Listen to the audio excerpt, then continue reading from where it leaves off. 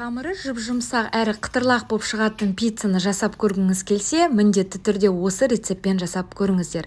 Қамырын ашытып, пакетке салып, бірден тоңазытқышқа саламыз. 3-4 сағаттай тұру керек, сол кезде қытырлақ болып шығады. Теңде 2 бөлікке бөлеміз, дөңгелекті формаларын жасаймыз.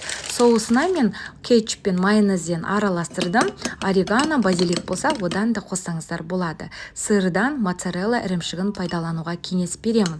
Алдымен енді бірінші соусымызды саламыз.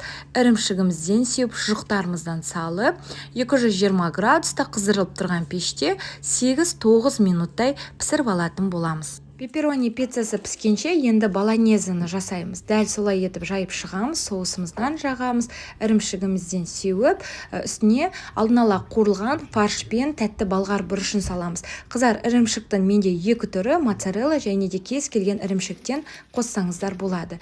220 градус